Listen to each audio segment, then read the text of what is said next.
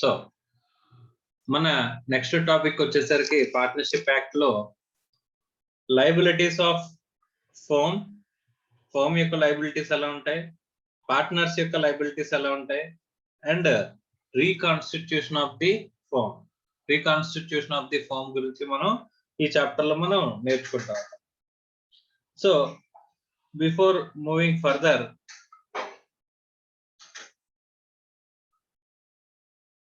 నేను కొన్ని questions అడుగుతానమ్మా. Questions అడిగినప్పుడు మీరు ఆన్సర్ చేయండి. నేను ఎవరిని అడిగితే వాళ్ళు ఆన్సర్ చేయండి అమ్మా.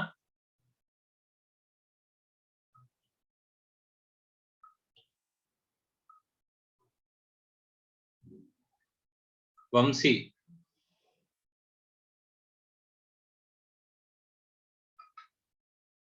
మా వంశీ,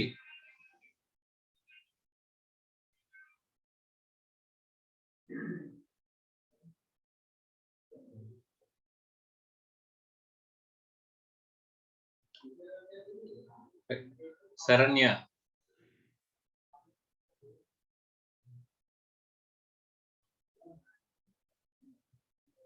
మా రెస్పాండ్ అవ్వాలమ్మా.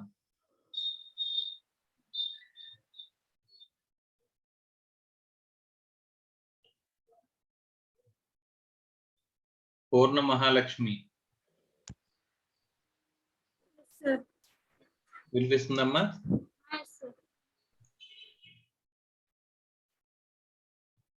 మా వినిపిస్తుందా? ఓకే. ఇప్పుడు పార్ట్నర్ చేసిన వర్క్ ఉంటది కదమ్మా, చేసిన యాక్టివిటీకి పార్ట్నర్ ఏదైనా పని చేశాడు అనుకో, దానికి పార్ట్నర్ ఒకటే లైబుల్ అవుతాడా, అందరూ పార్ట్నర్స్ లైబుల్ అవుతారా? అందరూ లైబుల్ అవుతారు సార్. పార్ట్నర్ చేసిన పనికి టోటల్ అందరూ లైబిలిటీ అవ్వాలంటే కనుక అదేమవుతుందమ్మా, ఫర్మ్ లైబిలిటీ అవుతుంది. సో పార్ట్నర్ చేసిన act, the act done by the partner అన్నప్పుడు who will be held liable అని చెప్పేసానంటే వీడు పార్ట్నర్ అమ్మా. పార్ట్నర్ చేసిన పనికి, పార్ట్నర్ చేసిన యాక్ట్స్ కి ఎవరు లైబుల్ అవ్వాలమ్మా? పార్ట్నర్ లైబుల్ అవుతాడా, ఫర్మ్ లైబుల్ అవుతుందా అని చెప్పేసి చూడాలంటే ఫస్ట్ మనం చూడాల్సింది ఏంటంటేనమ్మా, authorisation, whether it is authorised act. Okay, partner చేసిన యాక్ట్ అనేది విత్ ఇన్ ద ఆథరైజేషన్ లో ఉంటే గనక, if it is within authorisation,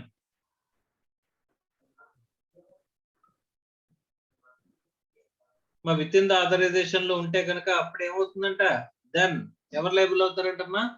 partner liable అవుతారు. If it is not within authorisation, ఒకవేళ ఆథరైజేషన్ లో లేకపోతే within the authorised acts లో లేకపోతే అప్పుడు లైబుల్ ఎవరు అవుతారంటమ్మా? Partner liable. Partner personally liable.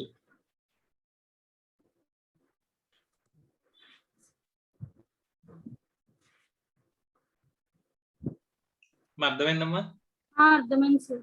ఒకవేళ ఏదైనా ఒక యాక్ట్ కి, వీడు చేసిన act within the authorisation లో లేకపోయినా సరే, ఒకవేళ ఫర్మ్ పే చేయవలసి వచ్చింది అనుకోమ్మా, ఇఫ్ ఫర్మ్ పే చేసింది అనుకోమ్మా, అప్పుడు ఏమవుతుంది, then firm has to collect from the partner. అంతే కదమ్మా?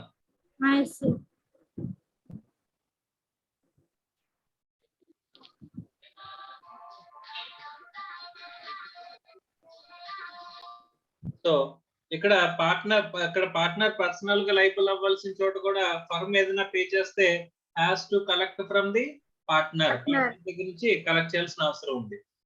ఫర్మ్ లైబుల్ అవ్వడం అంటే ఏంటమ్మా? వాట్ ఈస్ ఫర్మ్ లైబుల్ అవ్వడం అంటే? ఫర్మ్ పే చేయాల్సి ఉంటుంది సార్. ఫర్మ్ అంటే ఏంటి? ఫర్మ్ లైబుల్ అంటే ఏంటి? All the partners in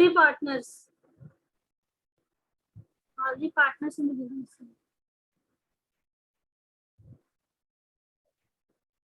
so firm liable అవ్వడం అంటే ఏంటమ్మా? ఆల్ ది పార్ట్నర్స్ లైబుల్ అవ్వడం అంటున్నారమ్మా. ఓకే, సో ఇక్కడ యాక్ట్ అనేది, వీడు చేసిన యాక్ట్ అనేది విత్ ఇన్ ద ఆథరైజేషన్ లో ఉందా లేదా అనేది ఎలా తెలుస్తుందమ్మా? ఫర్మ్ పార్ట్నర్ చేసిన యాక్ట్ అనేది విత్ ఇన్ ద ఆథరైజేషన్ లో ఉందా లేదా అనేది ఎలా తెలుస్తుంది?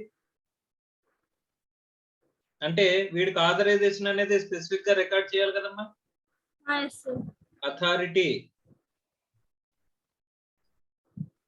The authority act to do acts, authority needed to do acts by partner. ఏం కావాలమ్మా? అథారిటీ కావాలి. Yes sir. ఈ అథారిటీ ఎక్కడి నుంచి వస్తుందమ్మా? Remaining partners. అదే మొత్తం రిమైనింగ్ పార్ట్నర్స్ ఇస్తారన్నావు, కరెక్టే. అక్కడ అది ఎక్కడ రాసుకుంటారు, ఎక్కడ చెప్పుకుంటారు? అగ్రిమెంట్ లో సార్. అగ్రిమెంట్. అగ్రిమెంట్ లో చెప్పనివి కూడా ఉంటాయమ్మా. ఉంటాయి సార్. సో చెప్పనివి ఎక్కడ తెలుస్తాయి మనకి? యాక్ట్. ఎక్కడ చెప్తారమ్మా? యాక్ట్. పార్ట్నర్షిప్ యాక్ట్ లో స్పెసిఫై చేస్తారు. అంటే విత్ ఇన్ ద అగ్రిమెంట్ లో మనం రాసుకునేవి ఒకవేళ అలా లేకపోయినా సరే ఎక్కడ ఉంటాయమ్మా? యాక్ట్ లో ఉంటాయంట. ఓకే, యాక్ట్ లో ఉండేసరికి యాక్ట్ లో acts within the authority,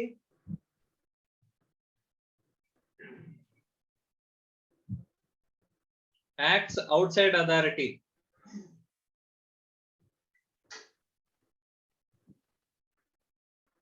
okay, so acts within the authority, acts outside the authority అని చెప్పేసి మనకి పార్ట్నర్షిప్ యాక్ట్ లో స్పెసిఫై చేశారంటమ్మా. Okay sir. పార్ట్నర్షిప్ యాక్ట్ లో మెన్షన్ చేశారు అంటే కనుక, ఇప్పుడు ఎవరైనా ఒక పర్సన్ పార్ట్నర్షిప్ ఫర్మ్ తో డీల్ చేస్తున్నాడు అంటే ఎవరితో డీల్ చేస్తాడమ్మా? ఎవరో ఒక పార్ట్నర్ తో డీల్ చేస్తాడు, అవునా? సో ఆ పార్ట్నర్ తో అక్కడ థర్డ్ పార్టీ అనేవాడు డీల్ చేసేటప్పుడు వాడికి వీడికి అంటే పార్ట్నర్ కి విత్ ఇన్ ద అథారిటీ ఉందా లేదా అని చెప్పేసి చూసుకోవాల్సిన అవసరం ఉంటుందమ్మా. ఎందుకంటే వీడు చేసిన పనికి పార్ట్నర్ లైబుల్ అవుతాడా, ఫర్మ్ లైబుల్ అవుతాడా అని చెప్పేసి ఎవరు చెక్ చేసుకోవాలి? థర్డ్ పార్టీ చెక్ చేసుకోవాలా లేదా? థర్డ్ పార్టీ చెక్ చేసుకోవాలా లేదా అంటే yes, third party has to verify. ఎందుకు అని చెప్పేసి అంటే కనుక ఆడు ఇప్పుడు పార్ట్నర్ తో మనం డీల్ చేసేస్తాం, రేపు పొద్దున్న ఆ పార్ట్నర్ చేసిన పనికి ఆడు ఆల్ ద పార్ట్నర్స్ లైబుల్ అవ్వరు అని చెప్పేసి అన్న వచ్చింది అనుకోమ్మా, అప్పుడు పార్ట్నర్ లైబుల్ అవుతాడు కదా. థర్డ్ పార్టీ ఎఫెక్ట్ అవుతాడు, ఎఫెక్ట్ అవడా ఇక్కడ? So third party has to check whether the authority is within the agreement or within the act specified authorities. మనం చెక్ చేసుకోవాలమ్మా. సో దీని ఇంప్లికేషన్స్ అనేవి ఫస్ట్ ఆఫ్ ఆల్ ఈ aspect అంతా చెప్పేసుకున్న తర్వాత మనం థర్డ్ పార్టీ గురించి మాట్లాడుకుంటూ ఆ థర్డ్ పార్టీతో ఉన్న ట్రాన్సాక్షన్ ఇంపాక్ట్ అనేది నేను తర్వాత చెప్తాను, ఓకేనమ్మా? So first of all authority అనేది అవుట్ ఆఫ్ అగ్రిమెంట్ ఉంటది, అవుట్ ఆఫ్ యాక్ట్ ఉంటది. యాక్ట్ లో కూడా acts within the authority, acts outside the authority అని రెండు మెన్షన్ చేశారంట. సో వీటి గురించి ఇప్పుడు మనం చూద్దాం. ఇప్పుడు మన ఆబ్జెక్ట్ ఏంటమ్మా? ఫర్మ్ లైబ్ అంటే పార్ట్నర్ చేసిన పనికి పార్ట్నర్ లైబుల్, ఫర్మ్ లైబుల్ అవుతుందా, అంటే రిమైనింగ్ పార్ట్నర్స్ కూడా లైబుల్ అవుతారా అనేది ఇక్కడ ఆస్పెక్ట్ అమ్మా. ఓకేనమ్మా? రైట్, ఒక ఎగ్జాంపుల్ మాట్లాడుకుందాం, ఆ తర్వాత ఫర్దర్ గా వెళ్దాం. ఏబిసి అని ముగ్గురు పార్ట్నర్స్ ఉన్నారమ్మా. ఏ అనేవాడికి పర్చేజెస్ ఇచ్చారు, బి అనేవాడికి సేల్స్ ఇచ్చారు, సి అనేవాడికి అకౌంట్స్ మెయింటెనెన్స్ ఇచ్చారమ్మా. ఓకే, సో ఇప్పుడు వీళ్ళు ముగ్గురు కలిపి చేసిన ఫర్మ్ ఏబిసి అనుకో. వీళ్ళ ఫర్మ్ పేరు ఏంటి? ABC. Okay, EF and co అని ఒక ఫర్మ్ ఉందంట, ఒక పార్ట్నర్షిప్ ఫర్మ్ ఉందంట. ఇక్కడ ఏ అనేవాడు ఏం చేశాడంటమ్మా, ఇక్కడ డిఎఫ్ లో అకౌంటెంట్ ఉంటాడు కదా, వీళ్ళు కాంపిటేటర్ ఫర్మ్ అన్నమాట. డిఎఫ్ అండ్ కో అనేది కాంపిటేటర్ ఫర్మ్. వీళ్ళ దగ్గర నుంచి వీళ్ళకంటే తక్కువ పర్చేజ్ చేస్తున్నారు, సేల్ ఎక్కువ చేస్తున్నారు, ప్రాఫిట్ అనేది ఎక్కువగా పొందుతున్నారని చెప్పేసి తెలుసుకున్న ఏం చేశాడంటే వాళ్ళ అకౌంటెంట్ దగ్గర నుంచి బయ్యర్స్ ఇన్ఫర్మేషన్ తీసుకున్నాడంట. వాళ్ళ బయ్యర్స్ ఇన్ఫర్మేషన్ ఉంటది కదా, బయ్యర్స్ ఇన్ఫర్మేషన్ ఎంత కొంటున్నారు, ఎంత అమ్ముతున్నారు, వాళ్ళ బయ్యర్స్ ఎక్కడ ఉంటారు, ఎక్కడ నుంచి వస్తారు, ఇలాంటి ఇన్ఫర్మేషన్, సెన్సిటివ్ ఇన్ఫర్మేషన్ అనేది వెళ్ళి ఇక్కడ అకౌంటెంట్ కి లంచం పే చేసి, బ్రైబ్ పే చేసి ఏం చేశాడంటే ఇన్ఫర్మేషన్ తెచ్చాడంట. ఇది తెలుసుకున్న డిఈఎఫ్ అండ్ కో వాళ్ళు ఏం చేశారంటే లీగల్ గా కేసు ఫైల్ చేశారంట. ఎవరి మీద? ఏబిసి అండ్ కో మీద. Okay sir. అది ప్రూవ్ అయిందంట. ఇక్కడ ABC and co has to pay. ఎంత పే చేయాల్సి వచ్చిందంట? 10 lakhs పే చేయాల్సి వచ్చిందంట. ఓకే అర్థమైందా? సార్. అర్థమైంది ఎవరు సార్. చేసిన తప్పు ఇది? ఏ చేసిన తప్పు సార్. ఏ చేసింది తప్పు. ఏంటంటే ఏ ఇక్కడ బ్రైబ్ ఇచ్చి ఇన్ఫర్మేషన్ అనేది తీసుకురావడం, బయ్యర్స్ ఇన్ఫర్మేషన్ అనేది తీసుకురావడం అనేది తప్పు. తీసుకొచ్చి దాంతో వీడు ఏం చేద్దాం అనుకున్నాడు? గెయిన్ పొందుదాం అనుకున్నాడు. అంటే ఫర్మ్ గెయిన్ వస్తుందని చెప్పేసి అని అనుకున్నాడు. కానీ డిఈఎఫ్ వాళ్ళు ఈ లోపే తెలుసుకుని వీడు ఎలా చేశాడని చెప్పేసి అని సాక్ష్యాధారాలతో సహా ప్రూవ్ చేసి ఇక్కడ ఏబిసి అండ్ కో మీద కేసు ఫైల్ చేసి 10 లక్షలు తీసుకున్నారంట. అంటే ఫర్మ్ పెయిడ్ ఎంత? 10 lakhs పే చేసింది ఫర్మ్ ఇమీడియట్ గానే. Whether ABC and co is liable అంటే ఏబిసి అండ్ కో అంటే ముగ్గురు, ఏబిసి ముగ్గురు అవుతారమ్మా ఫర్మ్ అంటే. Are they personally liable. ఇక్కడ లైబిలిటీ అనేది ఎవరి మీద ఉంటుంది? Liability rests with the firm or partner. అర్థమైందా? క్వశ్చన్ అర్థమైందా? అర్థమైంది సార్. ఈ 10 లక్షలు అనేది ఎవరు పే చేయాలి? ఫర్మ్ పే చేయాలా? పార్ట్నర్ పే చేయాలా? Partner sir. పార్ట్నర్ పే చేయాలా? Yes sir. పార్ట్నర్ పర్సనల్ గా పే చేయాలా? Yes sir. పర్సనల్ గా లైబుల్ అవుతాడు పార్ట్నర్ అనేది ఎలా చెప్తాం? If the act, whatever be the act done by the partner, is it within the authority or not అనేది చూడాలమ్మా. అప్పుడు మనం డిసైడ్ చేయగలమంట ఫర్మ్ పే చేయాలా లేకపోతే పార్ట్నర్ పర్సనల్ గా లైబుల్ అవుతాడా అనేది చూడాలంటే కనుక ఫస్ట్ పార్ట్నర్ ఏ అనేవాడు చేసిన యాక్ట్ విత్ ఇన్ ద అథారిటీలో ఉందా లేదా అనేది మనం చెక్ చేసుకోవాలంటమ్మా. Okay sir. ఓకే, సో అప్పుడు ఫర్మ్ లైబుల్ అవుతుందా పార్ట్నర్ లైబుల్ అవుతాడా అనేది డిసైడ్ చేసుకోవచ్చు. సో అది తెలియాలంటే కనుక ముందు మనం ఏం చేయాలి? లైబిలిటీ ఆఫ్ ది పార్ట్నర్ అంటే ఎలా ఉంటది, లైబిలిటీస్ ఆఫ్ ది ఫర్మ్ అంటే ఎలా ఉంటది అనేది మనం చూడాలంట. Okay sir. Is it clear or not? Clear sir. Heading అనేది మార్చుకున్నారు కదమ్మా? Yes sir. Right, next. So first చదువమ్మా introduction. Introduction. Every partner is liable for the acts of the firm which are done while he is a partner. This provision containing Section 25 of the Indian Partnership Act, which states that every partner is liable jointly with all the other partners and also severally for all the acts of the firm done while he is a partner. Okay, so ఇక్కడ section 25 ఏం చెప్తుంది అని చెప్పేసానంటే కనుక every partner is liable jointly along with other partners and also severally for all acts of the firm done while he is a partner అని చెప్పేసి అంటున్నాడు. Joint and several liability ఉంటుందని చెప్పేసి అంటున్నాడు. మనం performance of the joint promises గురించి మాట్లాడుకున్నప్పుడు joint promises లో చెప్పుకున్నామమ్మా joint and several liability.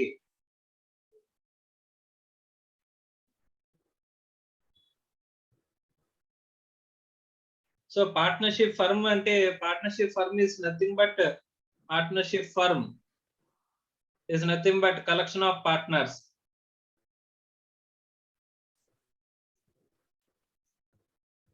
So it is nothing but it's a joint promise of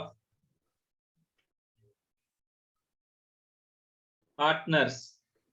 partners joint promise ని కలిపి మనం ఏమంటాం? పార్ట్నర్షిప్ ఫర్మ్ అంటాం. ఎందుకంటే partnership firm is nothing but collection of partners. అంటే పార్ట్నర్షిప్ ఫర్మ్ కాంట్రాక్ట్ లోకి ఎంటర్ అయితే ఈ పార్ట్నర్స్ అందరూ కలిపి కాంట్రాక్ట్ లోకి ఎంటర్ అవుతున్నట్టే. సో ఇదేంటి? Joint promises of the partners. కాబట్టి ఇందులో ఏముంటుందమ్మా? Joint promises. అంటే ఇక్కడ partnership firm is a one of the joint promise. Partnership firm is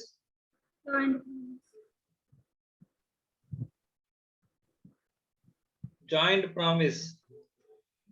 joint promises లోకి వస్తుందమ్మా ఇది. ఓకే, సో ఇక్కడ లైబిలిటీ ఎలా ఉంటుందంటే వీళ్ళది జాయింట్ అండ్ సెవరల్ లైబిలిటీ. అంటే పార్ట్నర్స్ ఒకటే మొత్తం అందరికి లైబుల్ అవుతాడు లేదా అందరు పార్ట్నర్స్ కలిపి లైబుల్ అవుతారు. అందరు పార్ట్నర్స్ కలిపి లైబుల్ చేయొచ్చు లేదా ఒకే పార్ట్నర్ పట్టుకుని మనం లైబుల్ చేసేయచ్చు అంట. ఇప్పుడు నాకు ఒక ఫర్మ్ కి ఒక 1 కోటి రూపాయలు పే చేయాలమ్మా. ముగ్గురు పార్ట్నర్స్ ఉన్నారు ఏబిసి. ఓకే, సో అందులో ఒక పార్ట్నర్ దొరికినా సరే మొత్తం అంతా ఏం చేయొచ్చు? 1 crore మనం టోటల్ గా తీసుకోవచ్చు. ఈవెన్ దో ఫర్మ్ అనేది బారో చేసినా సరే. Okay, sir. Okay, joint and several liability. Right. వాడు పార్ట్నర్ గా ఉన్నంత కాలం మిగతా పార్ట్నర్స్ చేసిన యాక్ట్స్ కి వాడు ఏమవుతాడమ్మా? లైబుల్ అవుతాడు. అవుతాడు. If it is done within the authority. Okay, next Okay, చదవమ్మా. sir. Thus, each partner is liable for the acts of the firm, and the liability of partners is joint and several. The term joint and several liability means that a partner can be held liable individually and also jointly with other partners. It may, however, be noted that the liability of a partner is only for the acts of the firm. Moreover, he is liable for those acts only which are done while he is a partner in the firm. So వాడు partner గా ఉన్నప్పుడు మాత్రమే, ఆ period లో జరిగిన acts of the firm కి మాత్రమే అప్పుడు ఏమవుతాడంటే మా పార్ట్నర్ లైబుల్ అవుతాడు. సో ఒక విషయం ఏంటంటే ఇక్కడ sir acts of a partner ఏమవుతుందమ్మా? యాక్ట్స్ ఆఫ్ ఎ ఫర్మ్ అవుతుందంట. ఎప్పుడు? If it is done within authority. Yes, sir. Okay, so అప్పుడు యాక్ట్స్ ఆఫ్ ఎ ఫర్మ్ అయితే కనుక అప్పుడు all partners held liable for the acts of a partner. Act of a partner will become acts of a firm if it is done within the authority. So మరి act of a firm అవ్వాలంటే next act of a firm అని ఉంది కదమ్మా, చదువు. Okay, sir. As the firm is incapable of doing the acts itself, it is therefore some act of the partners which is regarded as the act of the firm. The so term act of- partner firm direct గా acts అయినా చేయగలదా అంటే firm is nothing but collection of partners. కాబట్టి Yes, firm sir. Cannot do any act. Partners act నే మనం ఏం తీసుకోవాలి? Firm act కింద Firm act తీసుకోవాలంట. కింద తీసుకోవాలి. Okay, next. Okay. The term act of the firm is defined in section 2A of the Indian Partnership Act as under. An act of a firm means any act or omission by all the partners or by any partner or agent of the firm which gives rise to a right enforcement by or against the firm. Okay. The act of a firm means any act or omission by all the partners by or by any partner or agent of the firm which gives rise to right enforcement by or against firm అని చెప్పేసి అంటున్నాడు. అంటే ఇక్కడ ఏంటంటున్నాడంటేనమ్మా section 2A లో define చేశాడు. Acts of a firm means any act or omission by all the partners, అందరు partners కలిపి చేసినది, లేకపోతే బై ఎనీ పార్ట్నర్ అంటే ఒక పార్ట్నర్ చేయొచ్చు లేదా or agent of the firm చేయొచ్చు, which gives rights to right enforcement by or against the firm. So rights enforce చేసుకోవడం కానీ అది ఫర్మ్ కోసం కానీ ఫర్మ్ కి అగైన్స్ట్ గా కానీ మనం చేసినట్లయితే దానికి సంబంధించిన యాక్ట్ అనేది పార్ట్నర్ చేయొచ్చు, ఆల్ ద పార్ట్నర్స్ చేయొచ్చు లేదా ఏజెంట్ చేయొచ్చు. సో అప్పుడు అంటే ఫర్మ్ యాక్ట్స్ అనేవి ఎవరు చేయొచ్చు అంటే యాక్ట్స్ ఆల్ ద పార్ట్నర్స్ చేయొచ్చు లేదా ఒక పార్ట్నర్ చేయొచ్చు లేదా ఏజెంట్ చేయొచ్చు. ఈ ముగ్గురులో ఎవరు చేసినా సరే దాన్ని ఏమంటారమ్మా? యాక్ట్స్ ఆఫ్ ఎ ఫర్మ్ అని చెప్పేసి పిలుస్తారంట. Okay, Okay, sir. చదవమ్మా. The analysis of this section reveals that an act of the firm means an act of the partners or agents of the firm which gives rise to a right which can be enforced by and against the firm. However, only those acts of the partners are treated as the acts of the firm which are done by the partners in the usual course of business, that is within the authority. So within the అథారిటీలో చేసిన పనులను మాత్రమే ఏమంటున్నాడమ్మా? Within the అథారిటీలో చేసిన పనులను మాత్రమే ఏమంటున్నాడమ్మా? Acts with of in the the firm. అథారిటీలో పార్ట్నర్ చేసిన పనుల్ని యాక్ట్స్ ఆఫ్ ఎ ఫర్మ్ అని చెప్పేసి అంటారు అని చెప్పేసి అన్నాడు. ఇది ఆల్రెడీ మనం చూసాం కదా. Acts of a partner within the authority will be considered as acts of a firm. Okay, sir. అంతేనమ్మా? Okay, sir. రైట్, నెక్స్ట్ చదువు. Authority of a partner. The authority of a partner means the capacity of a partner to bind the firm by this act. The authority of a partner may be express or implied. All the acts of a partner within the scope of his express or implied authority will bind the firm. Okay, ఇక్కడ ఏమంటున్నాడంటే authority of a partner. Okay, Okay, sir. ఇక్కడ partner కెపాసిటీలో okay authority of a partner means capacity of a party to bind the firm by his act. వాడు చేసిన పనుల ద్వారా firm ని bind చేయడమే ఇక్కడ aspect. The authority of a partner ఎలా ఉండొచ్చట, ఎక్స్ప్రెస్ గా కానీ ఇంప్లాయిడ్ గా కానీ. అమ్మ ఎక్స్ప్రెస్ అంటే ఎక్కడ చెప్తారమ్మా? ఎక్స్ప్రెస్ అంటే అగ్రిమెంట్ లో చెప్తారు. Yes, sir. Act of a authority, sorry ఎలా అయితే authority maybe defined under express గా ఉండొచ్చు, Implied. ఇంప్లాయిడ్ గా ఉండొచ్చు. ఓకే, సో ఎక్స్ప్రెస్ గా ఉంటే కనుక ఏమవుతుందమ్మా? ఎక్స్ప్రెస్ అంటే oral Or writing. Return. Or written. Yes, sir. Okay, implied అంటే ఏంటో చూద్దాం. ఇక్కడ ఓరల్ ఆర్ రిటర్న్ గా అంటే ఎక్కడ ఉంటున్నట్టు? అగ్రిమెంట్ లో ఉంటున్నట్టు అన్నమాట. Yes, sir. Okay, Okay, sir. Next. So authority of the partner maybe express or implied. Express గా ఉండొచ్చు లేదా ఇంప్లాయిడ్ గా ఉండొచ్చు. All acts of a partner within the scope of his express or implied authority will bind the firm. So express అథారిటీలో or implied అథారిటీలో కనుక వాడు చేసిన యాక్ట్ కనుక ఉన్నట్లయితే అప్పుడు అది ఏమవుతుందంటమ్మా? యాక్ట్స్ ఆఫ్ ఎ ఫర్మ్ అయిపోతుంది అని చెప్పేసి అంటున్నారు. అంటే అలా యాక్ట్స్ ఆఫ్ ద ఫర్మ్ అయిపోవడం ద్వారా ఏమవుతుందంట? Will bind the firm. Firm ని బైండ్ చేస్తుందంట. పార్ట్నర్ పర్సనల్ గా లైబుల్ అవడం కాదు. ఎవరు లైబుల్ అవుతారమ్మా? పార్ట్నర్షిప్ ఫర్మ్ లైబుల్ అని చెప్పేసి చెప్తున్నాడు అమ్మా. ఓకే, రైట్, ఆఫ్ చేశాను.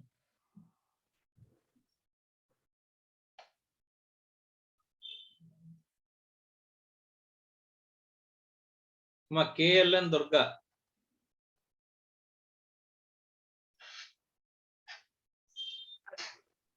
సార్ వినిపిస్తుందమ్మా?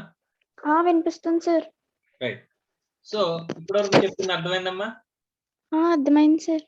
ఇప్పుడు యాక్ట్స్ ఆఫ్ ఎ పార్ట్నర్ ఏమవుతుందమ్మా? విత్ ఇన్ ద అథారిటీలో చేస్తే అది యాక్ట్స్ ఆఫ్ ఎ ఫర్మ్ అవుతుంది. ఇప్పుడు విత్ ఇన్ ద అథారిటీ అనేది ఎక్కడ, అథారిటీ అనేది ఎక్కడ స్పెసిఫై చేయొచ్చు అంటే అథారిటీ అనేది ఎలా ఉంటుంది? ఏదర్ ఎక్స్ప్రెస్ గా కానీ ఇంప్లాయిడ్ గా కానీ ఉంటుంది అని అన్నాడు. ఎక్స్ప్రెస్ గా ఉండేది అయితే ఓరల్ గా అనుకుంటాం కానీ లేదా రిటర్న్ గా రాసుకోవడం కానీ ఉంటది కాబట్టి ప్రాబ్లం లేదు. ఎందుకంటే అది రిటర్న్ గా డాక్యుమెంట్ గా కానీ ఓరల్ గా కానీ ఉంటుందని చెప్పేసి మనం మాట్లాడుకోవచ్చు. మరి ఇంప్లాయిడ్ గా ఉండే అథారిటీ అనేది ఎలా ఉంటుంది అనేది తెలియదు కదా మనకి, అంతే కదా?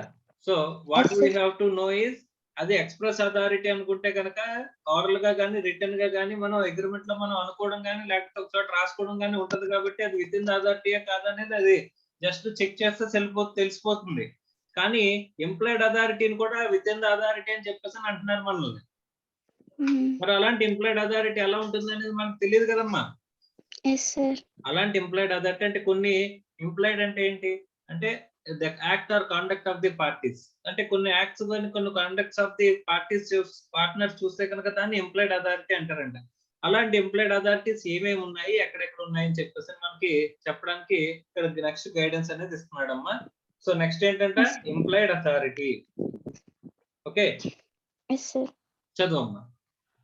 Implied authority of the partners. The implied authority means partner's authority to act, which binds the firm even if it is not given to him by any express agreement between the partners. So express agreements between the partners అని చెప్పేసి అంటున్నాడు. ఇదేమి చెప్పకపోయినా సరే వాళ్ళకి అథారిటీలోనే ఉంటుందంట. ఇది ఇప్పుడు మనం చెప్పుకోబోయేవి ఏంటమ్మా, ఇక్కడ మనం ఎక్కడా కూడా ఓరల్ గా కానీ రిటర్న్ గా కానీ రాసుకోవడం కానీ ఓరల్ గా చెప్పుకోవడం కానీ చేయకపోయినా సరే వాళ్ళకి ఏమున్నట్టు అథారిటీ అనేది ఉంటుంది. అలాంటి అథారిటీని ఏమంటాడమ్మా? ఇంప్లాయిడ్ అథారిటీ అంటారంట. అమ్మ చెప్పుకొని వాటినే కదా, ఎక్స్ప్రెస్ గా చెప్పుకొని వాటినే కదా ఇంప్లాయిడ్ అంటారు. సో అలాంటి అథారిటీస్ ఏమున్నాయి అని చెప్పేసి అంటున్నాడమ్మా. చూద్దాం, నెక్స్ట్ చదువు. However, the firm will be liable for Partners Act only if the following conditions are laid down in section 19 are fulfilled. ఇప్పుడు అంటే ఇక్కడ ఫర్మ్ పార్ట్నర్స్ యాక్ట్స్ కి ఫర్మ్ లైబుల్ అవ్వాలి అంటే ఇంప్లాయిడ్ అథారిటీలో కూడా ఫర్మ్ లైబుల్ అవ్వాలంటే కనుక ఇక్కడ ఈ కండిషన్స్ సాటిస్ఫై చేయాలంటమ్మా. ఏంటవి అమ్మ? ఈ కండిషన్స్ ఎవరికి? ఇంప్లాయిడ్ అథారిటీకి మాత్రమే చెప్తున్నాడు. ఎందుకంటే ఎక్స్ప్రెస్ అంటే క్లియర్ గా అక్కడ చెప్పిందని చేశారు లేదని చెప్పి చెక్ చేసుకుంటే సరిపోతుంది, అంతేనా? Right, next. The act of the firm must be of a such nature which is common in the type of business carried on by the firm. That is, the act must related to the normal business of the firm. So first acts of a partner amma. The act of a partner must be of such a nature which is common in the type of business carried on by the firm. That is act must relate to normal business of the firm అని చెప్పేసి అని అంటున్నాడు. అంటే ఎలా ఉండాలంటే normal business transaction అయ్యి ఉండాలి. అంటే యూజువల్ బిజినెస్ ట్రాన్సాక్షన్. ఓకే, వాళ్ళ నేచర్ ఆఫ్ బిజినెస్ లో ఉంటే బిజినెస్ ట్రాన్సాక్షన్. వీళ్ళ బిజినెస్ ఏంటంటే కనుక సపోజ్ అక్కడ ల్యాండ్స్ కొని అమ్మడం వీళ్ళ బిజినెస్ అన్నమాట. ల్యాండ్స్ కొని అమ్మడం వాళ్ళ బిజినెస్ అనుకుంటే కనుక ఇక్కడ పార్ట్నర్ ఏం చేశాడంటే ఒక ల్యాండ్ ని కొనడం చేశాడు. వాళ్ళు విత్ ఇన్ వాళ్ళ జనరల్ నేచర్ ఆఫ్ బిజినెస్ లో చేసే ట్రాన్సాక్షన్ చేసి ఉండాలి అని చెప్పేసి చెప్తున్నాడు. ఇది general business of the transaction కాదమ్మా. వాళ్ళు బిజినెస్ ల్యాండ్ కొనమ్మడం ఉన్నప్పుడు ఆ ల్యాండ్ కొన్నాడు అంటే కనుక ఇది ఏమవుతుంది, నార్మల్ కోర్స్ ఆఫ్ బిజినెస్ కదా అది. So normal course of business transaction చేసి ఉండాలి వాడు. ఓకే, చేసాడా? చేశాడు sir. Right, next. The act must be done in the usual way. అంటే నార్మల్ గా బిజినెస్ చేసేటప్పుడు ఏదైతే ట్రాన్సాక్షన్ చేస్తామో అలాగే చేయాలి అని చెప్పేసి అని అన్నాడు. Okay, next. The act must be done in the name of the firm, section 2. Section If 22. Okay, so section 22. If an act is done in personal name of the partner, then the firm cannot be held liable for such acts. In such cases, the partner will be personally liable to third parties. Okay, ఇక్కడ implied అథారిటీలో partnership firm liable అవ్వాలంటే కనుక 3 కండిషన్లు చెప్పారమ్మా. First ఏంటి? Act of a partner must be of such a nature that which is common in type of business. అంటే usual business transaction, normal business transaction కింద చేయాలి, అది యూజువల్ వేలో చేయాలి. అలా కూడా అది కూడా కాకుండా ఇంపార్టెంట్ పాయింట్ ఏంటి, ఫర్మ్ పేరు మీద చేయాలంటమ్మా. ఆ యాక్ట్ అనేది ఏం చేయాలి, ఫర్మ్ పేరు మీద చేస్తేనే. మా పర్సనల్ గా పార్ట్నర్ పర్సనల్ నేమ్ మీద చేసాడు అనుకో, అప్పుడు ఫర్మ్ లైబుల్ అవుతుందా? The firm cannot be liable, sir. Cannot be liable, liable అవ్వదు. అది ఫర్మ్ పేరు మీద చేస్తేనే ఫర్మ్ లైబుల్ అవుతుంది. ఫర్మ్ పేరు మీద చేయకపోతే పార్ట్నర్షిప్ ఫర్మ్ లైబుల్ అవ్వదు అని చెప్పేసి అని అంటున్నాడు అమ్మా. Okay, okay sir. రైట్. అది నార్మల్ కోర్స్ ఆఫ్ బిజినెస్ లో చేసి ఉండాలి, యూజువల్ లెవెల్ లో చేసి ఉండాలి, in the name of firm చేసి ఉండాలి. ఈ 3 చేస్తే కనుక అప్పుడు ఏమవుతుందమ్మా, లైబుల్ అవుతుంది సార్. అది ఎంప్లాయిడ్ అథారిటీలో చేసినా సరే, ఇప్పుడు పార్ట్నర్ చేసిన లైబుల్ యాక్ట్ కి ఫర్మ్ లైబుల్ అవ్వాలంటే కండిషన్స్ ఖచ్చితంగా సాటిస్ఫై చేయాలి అని చెప్పేసి అని అంటున్నాడు. అంటే ఏదైనా ఒక యాక్ట్ ఫర్మ్ పేరు మీద కాకుండా పార్ట్నర్ పేరు మీద చేస్తే ఏమవుతుందమ్మా, పార్ట్నర్ నేమ్ చేస్తే పార్ట్నర్ లైబుల్ అవుతాడు. పర్సనల్ గా లైబుల్ అవుతాడు అని చెప్పేసి చెప్తున్నారు. ఓకే, రైట్, నెక్స్ట్ చదవమ్మా. It is important to note that implied authorities of the partner is linked with the nature of the business and the usual manner of carrying it. For its purpose, distinction should be made between trading business and non-trading or professional businesses. In case of trading business, the firm usually deals with the sales and purchase of goods, and an act of partner to borrow money may be within his implied authority. But in case of non-trading or professional business, such an act of partner may not be within his implied authority. Okay, ఇక్కడ ఏం చెప్తున్నాడమ్మా, in case of trading business, ఇక్కడ normal గా ఈ employed అథారిటీని దేని basis లో divide చేశాడంటే వాళ్ళ నేచర్ ఆఫ్ బిజినెస్ ని బేస్ చేసుకుని డివైడ్ చేస్తున్నాడు అని చెప్పేసి అని చెప్తున్నాడమ్మా. ఓకే, సో ఇక్కడ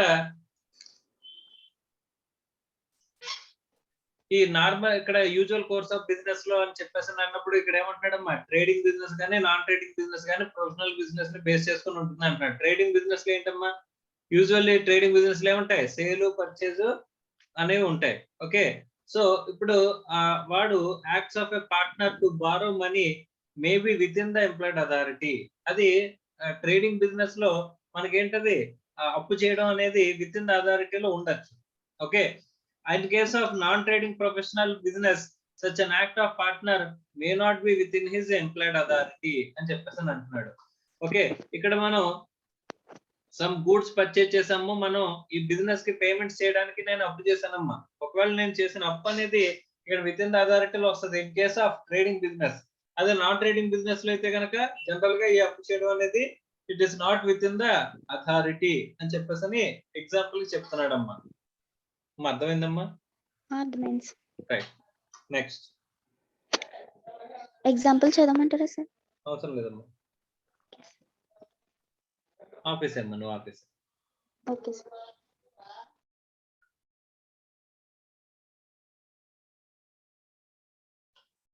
మా Bhavani, K Bhavani yes sir. వినిపిస్తుందమ్మా? Yes sir. రైట్. సో ఇక్కడ మనకి యాక్ట్స్ ఆఫ్ ది యాక్ట్స్ అనేవి ఎన్ని రకాలు అనుకున్నామా? With in the authority, out side the authority అని చెప్పేసి మనం మాట్లాడుకున్నాం. Okay. Acts of a partner అది ఎక్స్ప్రెస్ గా ఉండొచ్చు, అంటే authority of a partner, partners authority అనేది ఎలా ఉండొచ్చు? ఎక్స్ప్రెస్ గా ఉండొచ్చు లేదా ఇంప్లైడ్ గా ఉండొచ్చు. ఎక్స్ప్రెస్ అంటే ఓరల్ ఆర్ రిటర్న్, ఇంప్లైడ్ అంటే పార్టీస్. ఈ ఇంప్లైడ్ అథారిటీ ఎలా ఉంటుందని స్పెసిఫిక్ గా చెప్పలేం కాబట్టి ఇక్కడ మీకు స్పెసిఫిక్ గా చెప్తున్నారమ్మా. Acts within the employed authority అనేది చెప్తున్నారు, అలాగే acts outside the employed authority అనేది కూడా చెప్తున్నారమ్మా. Okay. Outside the employed authority ఉన్నాయి, acts within the employed authority ఉన్నాయి అని చెప్పేసి చెప్తున్నాడు. ఒకవేళ ఈ ఎంప్లాయిడ్ అథారిటీలో ఉన్న యాక్ట్స్ కనుక చేస్తే అప్పుడు ఏమవుద్దమ్మా? యాక్ట్స్ ఆఫ్ ఎ పార్ట్నర్ ఏమవుతుంది? యాక్ట్స్ ఆఫ్ ఎ ఫర్మ్ అవుతుంది. యాక్ట్స్ ఆఫ్ ఎ ఫర్మ్ అయితే మాత్రమే ఫర్మ్ లైబుల్ అవుతుంది. అంతేనా?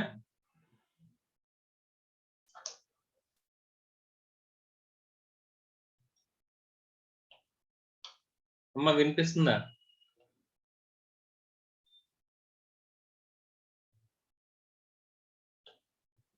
Hema Santoshi sir. వినిపిస్తుందమ్మా?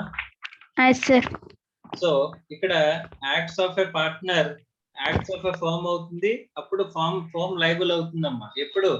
If it is acts or within the employed authority, employed అథారిటీలోకి వస్తే కనుక. Okay sir. ఓకే. సో అథారిటీలో ఉన్నవి యాక్ట్స్ ఆఫ్ ఎ పార్ట్నర్ అయితే అవి యాక్ట్స్ ఆఫ్ ఎ ఫర్మ్ అయి ఫర్మ్ లైబుల్ అయ్యే కేసెస్ ఎక్కడెక్కడ ఉన్నాయనేది చెప్తున్నాడు. చదువమ్మా ఒకటి. To engage a lawyer and defend the action brought against the firm. Okay, the following acts may be said to fall under the implied authority of a partner. Implied authority లో ఉన్నట్టు అని చెప్పేసి చెప్తున్నాడు అంటే కొన్ని ఏంటో చూద్దాం. ఫస్ట్ ఏంటి? To engage a lawyer and defend the action brought against the firm. So ఎవడో కానీ నా మీద అక్కడ ఫర్మ్ మీద కేసు ఫైల్ చేస్తే ఇప్పుడు ఒక లాయర్ దగ్గరికి వెళ్ళి మాట్లాడి ఆ లాయర్ని నేను అపాయింట్ చేశాను అనుకోమ్మా ఈ కేసు వాదించడానికి, అందులో ఒక పార్ట్నర్ చేశాడు. సో ఇక్కడ ఎక్కడ కూడా పార్ట్నర్షిప్ యాక్ట్ లో ఎక్కడ కూడా పార్ట్నర్షిప్ అగ్రిమెంట్ లో ఎక్కడ కూడా స్పెసిఫిక్ గా చెప్పలేదంట. ఇలా ఎవరైనా కనుక కేసు ఫైల్ చేస్తే మనం వెళ్ళి కేసు ఫైల్ చేయడానికి ఉంటుంది, పార్ట్నర్ కేసు ఫైల్ చేయాలి, ఆ పార్ట్నర్ కేసు ఫైల్ చేయాలని ఎక్కడ చెప్పలేదంట మా అగ్రిమెంట్ లో. అలా చెప్పకపోతే కనుక అదేమవుతుంది? అక్కడ అప్పుడు ఒక పార్ట్నర్ వెళ్ళి పార్ట్నర్షిప్ ఫర్మ్ మీద ఇలా కేసు ఫైల్ చేశాడని చెప్పిన ఒక పార్ట్నర్ అక్కడ ఏం చేశాడమ్మా? లాయర్ ని అపాయింట్ చేసి అక్కడ లాయర్ ని అపాయింట్ చేశాడంట దాని మీద ఫైల్ అయిన కేసుని వాదించడం కోసం. అది ఏమంటున్నాడమ్మా? Acts within the employed అథారిటీలోకి వస్తుంది అని చెప్పేసి చెప్తున్నాడు అంట. నెక్స్ట్ ఇప్పుడు లాయర్ ని అపాయింట్ చేశాడు కదమ్మా, ఈ లాయర్ ఫీజు ఎవరు పే చేయాల్సి వస్తుంది? పార్ట్నర్ పే చేయాలా, ఫర్మ్ పే చేయాలా? ఫర్మ్ పే చేయాలి. ఎందుకంటే ఒకవేళ వీడు పే చేసినా దాని రీయింబర్స్మెంట్ ఇవ్వాలి. ఎందుకంటే acts of a partner will become acts of a firm. అంతేనా? Sir. Right. Next. Yes sir. Next చదవమ్మా. To purchase the goods of the kind that are used in the business of the firm. So purchase of the goods in kind that are used in the business of the firm అంటే partnership business లో వాడికి purchases చేశాడు. వాళ్ళు general గా అమ్మే goods ని వీడు ఏం చేశాడమ్మా? పర్చేజ్ చేశాడు. సో ఆ పర్చేజ్ కి నాకు ఇక్కడ మిగతా పార్ట్నర్స్ కి లైబుల్ అవ్వదు అని చెప్పేసి అనగలమా అంటే అనలేమంట. Acts within the employed authority అని చెప్పేసి అంటే సార్ ఒకవేళ ఎక్స్ప్రెస్ గా పర్చేజ్ అనేది ఒక పార్ట్నర్ కి ఇచ్చాడు, నాకు సేల్ అనేది ఎక్స్ప్రెస్ గా చెప్పాడు, ఓరల్ గా కానీ రిటర్న్ గా కానీ ఇక్కడ ఏం చెప్పాడంటేనేమో ఒక పార్ట్నర్ కేమో ఒక పార్ట్నర్ పర్చేజెస్ ఇచ్చాడు, ఇంకో పార్ట్నర్ కి సేల్స్ అనేవి ఇచ్చాడమ్మా. అప్పుడు ఆ పర్చేజ్ ఇప్పుడు సేల్స్ ఇచ్చిన పర్సన్ ఎవరైతే ఉన్నాడో, సేల్స్ ఆథరైజ్ ఇచ్చిన పర్సన్ ఎవరైతే ఉన్నాడో వాడు వెళ్ళి పర్చేజెస్ చేయగలడా? చేయలేదు. సో అలా కనుక స్పెసిఫిక్ గా చెప్తే అది ఎక్స్ప్రెస్ అథారిటీలోకి వెళ్తుందమ్మా. అలా చెప్పకపోతే అప్పుడు ఎక్కడికి వస్తుంది? ఇంప్లాయిడ్ అథారిటీలోకి. ఎంప్లాయిడ్ అప్పుడు ఏం చెక్ చేస్తారంటే ఏమి చెప్పుకోలేదు కాబట్టి వీడు నార్మల్ గా కోర్స్ ఆఫ్ బిజినెస్ చేశాడా అని చెప్పేసి అడుగుతాడమ్మా. Yes sir, normal course of usual course of business అనేది చేశాడు సార్ అని చెప్పేసి అంటే కనుక అప్పుడు ఏమవుతాడమ్మా? ఫర్మ్ లైబుల్ అవుతుంది sir. Act of a partner. ఆ పర్చేజెస్ కి ఎవరు లైబుల్ అవుతారు? ఫర్మ్ లైబుల్ అవుతుంది. Firm has to pay such liability. ఆడు చేసిన పర్చేజెస్ కి డబ్బులు ఎవరు పే చేయాలి? పార్ట్నర్షిప్ ఫర్మ్ పే చేయాలి. Firm pay. అర్థమైందమ్మా? Yes sir. Next. Yes sir. To engage servants to perform the business of the firm. So business of the firm చేయడానికి సర్వెంట్స్ ని అపాయింట్ చేసుకోవచ్చా? Yes sir. సో ఆ servants ని appoint చేసుకుంటే వాళ్ళ salary అయితే ఎవరు పే చేయాలి? ఫర్మ్ పే చేస్తుంది. Why? Because it is act within the employed authority అంటున్నారు కాబట్టి. Okay. Yes sir. Next. To deliver payment of the debts due to the firm and give receipts for the same. Okay, అంటే firm కి రావాల్సిన debts ఏమన్నా ఉంటే collect చేసుకుని receipts issue చేసే అధికారం ఉంటుందా ఉండదా? అథారిటీ ఉంటుందా ఉండదా పార్ట్నర్ కి? ఉంటుంది సార్. ఎస్, ఇవన్నీ కూడా ఉంటుంది ఎంప్లాయిడ్ సార్. అథారిటీలో ఉన్నవి చెప్తున్నాడమ్మా. Next. To settle accounts with the persons dealing with the firm. Okay, so ఎవరైతే ఫర్మ్ తో డీల్ చేస్తున్నారో వాటితో అకౌంట్ సెటిల్ చేసే అధికారం కూడా ఏముంటది? పార్ట్నర్ కి ఉంటుందమ్మా. అవునా కదా? Yes sir. To sell the goods of the firm.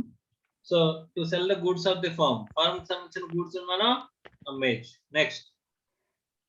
In case of trading firm, to borrow money for the purpose of the firm and pledge the goods of the firm as security for repayment of same. Okay, ఇప్పుడు trading firm లోనంటమ్మా, trading firm లో మనం అప్పు చేసి ఏం చేసాం? Stock ని తనఖా పెట్టి అప్పు చేసామంట. ఆ అప్పును కూడా ఏమంటున్నాడమ్మా? విత్ ఇన్ అథారిటీ అని చెప్పేసి అంటున్నాడమ్మా. Yes sir. Next. To make, draw, accept and endorse bills of exchange and other negotiable instruments in the name of the firm. Negotiable instruments ని ఎగ్జిక్యూట్ చేసే పవర్ అనేది ఉంటుందా ఉండదంటే ఇట్ ఈస్ ఎంప్లాయిడ్ అథారిటీ ప్రతి partner కి ఉంటుందంటమ్మా. అప్పుడు act of a partner ఏమవుతుంది? Acts of a firm అనేది అవుతుందని చెప్పేసి చెప్తున్నాడు. Yes sir. Right. Next. However, it is important to note that the nature of the business of a firm must be kept in a view while determining whether or not a particular act is within the implied authority of a partner. Important to note that the nature of the business of a firm must be kept in view. అంటే వాడు normal గా ఏ course of business చేస్తున్నాడని చెప్పేసి చూసుకుని అది with in the అథారిటీలో ఉందా లేదా అని చెప్పేసి మనం డిసైడ్ చేస్తాము అని చెప్పేసి అంటున్నాడమ్మా. ఓకే. Yes sir. సో దేన్ని బేస్ చేసుకుని అంటే యూజువల్ కోర్స్ ఆఫ్ బిజినెస్ అనేది చేయాలి కాబట్టి. Yes sir. అర్థమైందా? Yes sir. రైట్, ఆఫ్ చేశాను.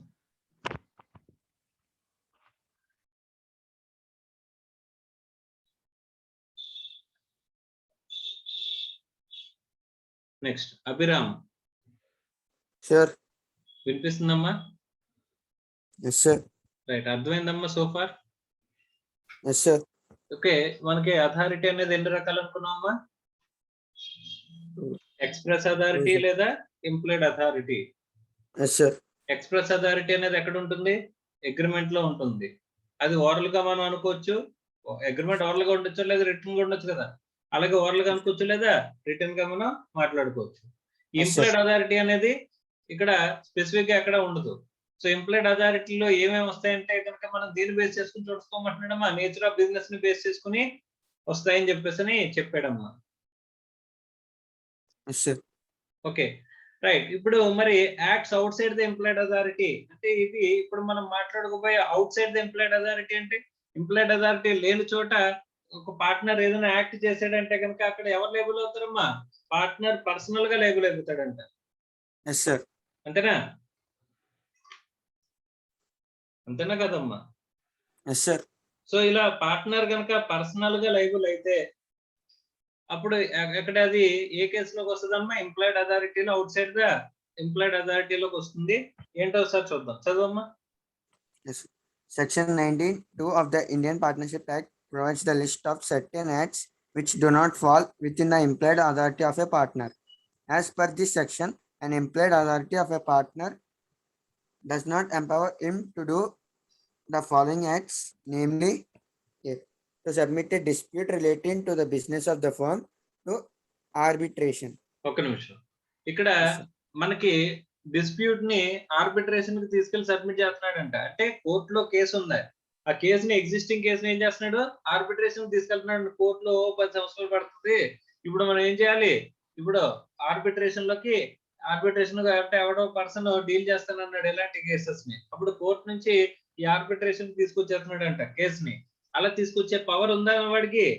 he has no implied authority. అక్కడ implied authority అనేది స్పెసిఫిక్ గా మనిషిని చెప్పేసారేమని it has no implied authority అని చెప్పేసి చెప్తున్నారు. అర్థమైందా? Yes, sir. Right, next. To open a banking account on behalf of the firm in his own name. Okay, bank account open చేశాడంట. ఎవరికి? ఫర్మ్ కి. సార్ ఫర్మ్ కి బ్యాంక్ అకౌంట్ ఓపెన్ చేస్తే అది నార్మల్ నేచర్ ఆఫ్ బిజినెస్ లో normal కామనే కదా. ఆ కామన్ ఎప్పుడు అవుతుందంటే కనుక ఫర్మ్ పేరు మీద చేస్తే. అర్థమవుతుందా? Yes, sir. ఆ బ్యాంక్ అకౌంట్ ఎవరి పేరు మీద చేశాడంట? ఫర్మ్ కి అని చెప్పి వాడి ఇండివిజువల్ పేరు అతని మీద పేరు మీద ఓపెన్ చేసుకున్నాడంట. Yes, sir. అర్థమైందా? సో అలా గనక మనం చేస్తే ఏమంటున్నాడమ్మా? The acts of a partner is not within the authority. Within the అథారిటీలో లేదు అని చెప్పేసి చెప్తున్నాడమ్మా. అర్థమైందా? Yes, sir. జనరల్ గా ఆడి పేరు మీద అంటే బ్యాంక్ అకౌంట్ ఓపెన్ చేయడం పెద్ద విషయం కాదు. కానీ వాడి పేరు మీద అప్లై చేయడం అనేది ఇక్కడ ఏమవుతుంది? బ్యాంక్ అకౌంట్ ఓపెన్ చేయడం అనేది వాడి పేరు మీద చేయొచ్చా? వాడి ఇండివిజువల్ నేమ్ మీద Yes, sir. చేయొచ్చా చేయకూడదా? Sir. ఒకవేళ చేయొచ్చా చేయకూడదా? బ్యాంక్ అకౌంట్ అనేది వాడి పేరు మీద ఓన్ నేమ్ మీద ఫర్మ్ తరపున బ్యాంక్ అకౌంట్ ఓపెన్ చేయమంటే ఈ ఢిల్లీ ఇండివిజువల్ అకౌంట్ ఓపెన్ చేసుకుని వచ్చాడు ఫర్మ్ ట్రాన్సాక్షన్స్ చేయడానికి. చేయకూడదు సార్. చేయకూడదు. It is not within the employed authority. Employed అథారిటీలో లేనట్టమ్మా. Yes sir. ఓకే, అప్పుడు ఒకవేళ దాని నుంచి ఏమన్నా ప్రాబ్లం వస్తే ఎవరు లైబుల్ అవుతారు? అతనే పర్సనల్ లైబుల్. అతనే పర్సనల్ గా లైబుల్ అవుతాడు. Okay, next. To compromise or relinquish any claim or portion of claim by the firm. Okay, అంటే ఎవడో డబ్బులు పే చేస్తూ 10 లక్షలు పే చేయాలి మనకి, 9 లక్షలు చేతిలో పెట్టి సర్దేసేయండి సార్ అంటే ఓకే అని చెప్పి ఒప్పేసుకున్నాడు. Yes sir.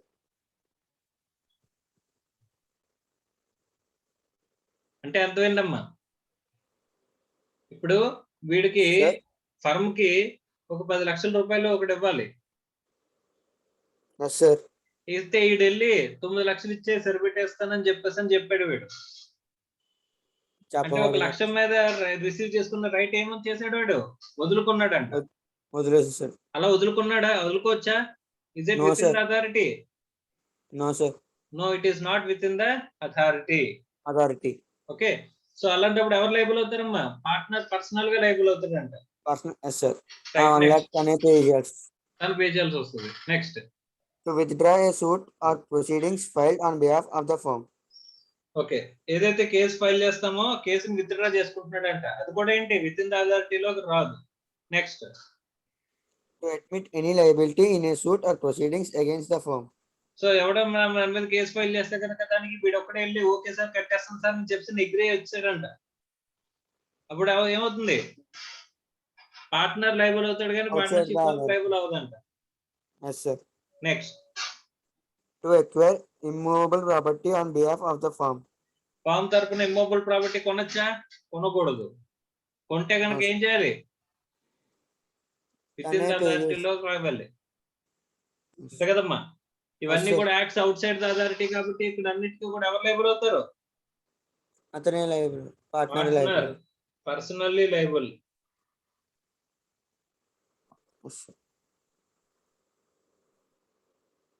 అర్థమైందమ్మా? Yes, sir. Next To enter into partnership on behalf of the firm. Firm తరపున ఇంకో పార్ట్నర్షిప్ ఫార్మ్ లో పార్ట్నర్ గా అయిపోవచ్చు, ఇడెల్లి జాయిన్ అయిపోవచ్చా without the consent of the other partners? No, sir. So అలా వెళ్తే కనుక అక్కడ కూడా పర్సనల్ లయబిలిటీ అనేది అరేంజ్ అవుతుందని చెప్పేసి Arise అవుతుంది. అంటున్నాడమ్మా. Yes, sir. ఓకే, నెక్స్ట్ చదువు. The firm will not be liable to third person for the above restricted acts, whether or not the person dealings with the firm has acknowledged of such restrictions. Okay, ఇక్కడ main important అమ్మా, ఈ చేసిన ఏ పనులన్నా కనుక మనం చేసినట్లయితే ఇవన్నీ ఎక్కడ mention చేశారమ్మా?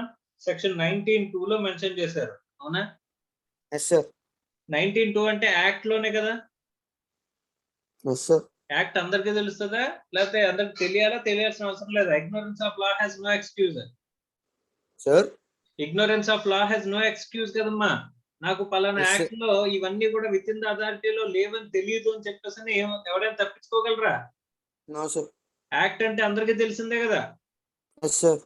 So ఇక్కడ యాక్ట్ గురించి తెలిసిన తర్వాత అవతల పర్సన్ కన్ఫర్మ్ చేసుకోకుండా ట్రాన్సాక్షన్ చేసేస్తే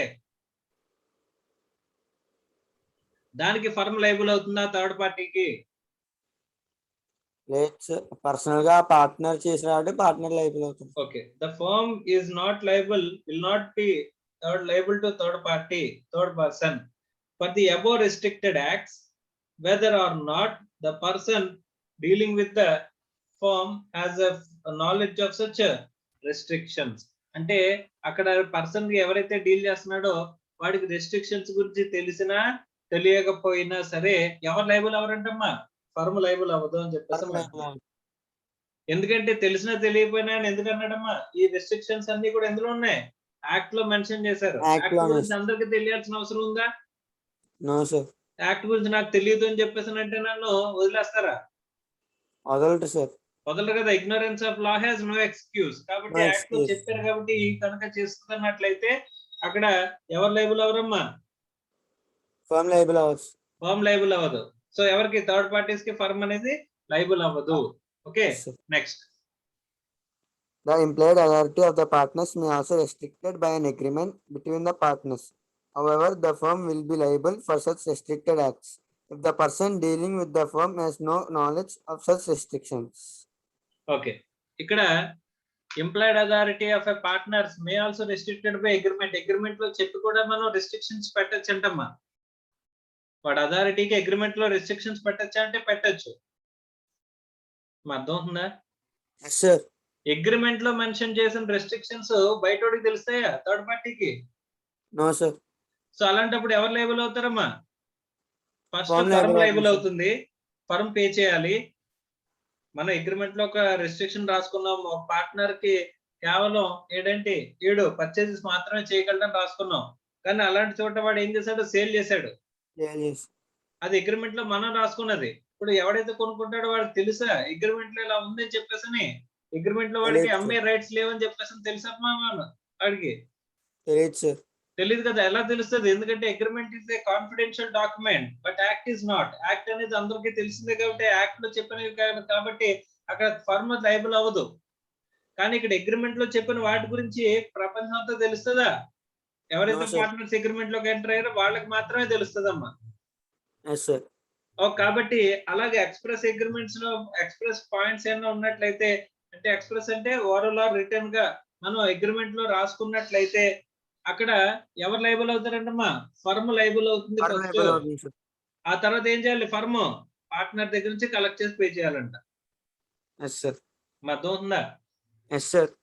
సో ఇక్కడ థర్డ్ పార్టీకి పే చేయాల్సి వస్తే ఎప్పుడు పే చేయాలి, ఎవరు పే చేయాలి అని చెప్పేసి చూస్తే, if it is express authority, అంటే ఎక్స్ప్రెస్ గా మనకు చెప్పుకుంటే కనుక, అథారిటీ చెప్పుకుంటే కనుక అప్పుడు ఎవరు లైబుల్ అవుతారంటమ్మా? Sir. ఇప్పుడు ఇక్కడ అగ్రిమెంట్ లో స్పెసిఫిక్ గా మెన్షన్ చేశారు. మన Yes, sir. అగ్రిమెంట్ లో రాసుకున్నాం, నీకు ఇక్కడి వరకే నీ రెస్ట్రిక్షన్, ఇది దాటి చేస్తే with out side the authority. ఇప్పుడు నువ్వు నేను బిజినెస్ లో ఉన్నాము, నీకు పర్చేజెస్ ఇచ్చారు, నాకు సేల్స్ ఇచ్చారు. నువ్వే పర్చేజెస్ చేయాలి అంతే. ఆ సేల్ నేను చూసుకోవాలి. నువ్వు కనుక సేల్స్ యాక్టివిటీ చేసేవనుకోమ్మా, లైబుల్ అవుతుంది సార్. అప్పుడు నువ్వు లైబుల్ అవుతావు. Partner. కానీ ఇక్కడ నువ్వు సేల్స్ చేయడానికి ఆథరైజ్డ్ కాదు అన్న విషయం ఎవరికి తెలీదు, బయట థర్డ్ పార్టీకి తెలియదు కదా. థర్డ్ పార్టీకి తెలియదు సార్. ఎప్పుడు తెలుస్తుంది? ఫర్మ్ చెప్పిన తర్వాత అప్పుడు ఫర్మ్ అగ్రిమెంట్ లో లేబుల్. ఉన్న విషయం థర్డ్ పార్టీకి తెలియదు కాబట్టి ప్రతి థర్డ్ పార్టీ ప్రతి ఒక్కరికి వచ్చిన ప్రతి ఒక్కరికి మనం అగ్రిమెంట్ చూపిస్తామా? No sir. చూపించాం కాబట్టి థర్డ్ పార్టీకి తెలియదు. ఏంటి, నువ్వు సేల్ చేయడానికి ఆథరైజేషన్ లేదన్న విషయం తెలియక నీతో ట్రాన్సాక్షన్ లోకి వచ్చాడు. అప్పుడు థర్డ్ పార్టీకి ఎవరు లైబుల్ అవుతారంట? ఫర్మ్ Firm లైబుల్ liable అవుతుందంట. అర్థమైందా? Yes sir. సో ఫర్మ్ కి ఎవరు లైబుల్ అవుతారు? Partner liable. నువ్వు లైబుల్ అవుతావు. అంటే నువ్వు పార్ట్నర్ ఏదైతే నువ్వు ట్రాన్సాక్షన్ చేసావు నువ్వు నాకు లైబుల్ అవుతావు. Yes sir. అదే ఇప్పుడు సపోజ్ ఇక్కడ చెప్పిన ఎంప్లాయిడ్ అథారిటీలో చెప్పారు చూసారమ్మా, ఇక్కడ పైన చెప్పారు చూసారు 19(2) లోనే ఇవన్నీ కూడా ఎక్కడ చెప్పారు? పార్ట్నర్షిప్ యాక్ట్ లో చెప్పారు. Yes sir. థర్డ్ పార్టీకి ఒకలాగా, నీకు ఒకలాగా, నాకు ఒకలాగా పార్ట్నర్షిప్ యాక్ట్ లేదు కదా, అందరికీ ఒకలాగే ఉంది కదా. Yes sir. సో అందరూ పార్ట్నర్షిప్ యాక్ట్ ని తెలుసుకోవాల్సిన అవసరం ఉందా లేదా? Yes sir. సో ఇక్కడ చెప్పిన యాక్ట్స్ గనక నువ్వు చేసినట్లయితే, ఇందులో చెప్పిన యాక్ట్స్ గనక నువ్వు చేసినట్లయితే దానికి ఫర్మ్ లైబుల్ అవుతుందా? ఫస్ట్ థర్డ్ పార్టీకి. థర్డ్ పార్టీకి కూడా తెలుసు కదా ఇక్కడ ఎస్ సార్. ఈ acts outside the employed authority అని చెప్పేసని. Yes sir. సో అలాంటప్పుడు ఈ acts outside the employed authority ఉన్నప్పుడు థర్డ్ పార్టీకి కూడా తెలుసు కాబట్టి థర్డ్ పార్టీకి ఫస్ట్ డబ్బులు పే చేయాల్సిన అవసరం ఉందా? మనం ఫర్మ్ లేదు సార్. పార్ట్నరే పర్సనల్ గా పార్ట్నరే డైరెక్ట్ గా పే చేసుకోవాలి. కానీ అగ్రిమెంట్ లో ఉన్న రెస్ట్రిక్షన్స్ కి మాత్రం ఫస్ట్ ఎవరు లైబుల్ ఫర్మ్ అవుతారు? లైబుల్ అవుతుంది. ఫర్మ్ లైబుల్ Firm అవుతుంది. liable ఆ తర్వాత అవుతుంది. ఫర్మ్ కి పార్ట్నర్ లైబుల్ అవుతారు. పార్ట్నర్ లైబుల్ అవుతాడు. అర్థమైందమ్మా? ఎందుకంటే యాక్ట్ అందరికి తెలీదు, సరే యాక్ట్ కాదు అగ్రిమెంట్ అందరికి తెలీదు, యాక్ట్ అందరికి తెలుస్తుంది. అందరికీ తెలుస్తుంది. అర్థమైందమ్మా? Yes sir. Is it clear or not? Yes sir. So this is with respect to of చేసామ్మా ఎంప్లాయిడ్ అథారిటీ గురించి మనం నేర్చుకున్నదమ్మా. ఇంకా ఫర్దర్ గా పాయింట్స్ ఉన్నాయి, అవి మనం నెక్స్ట్ క్లాస్ లో మాట్లాడుకుందాం. Right, thank you.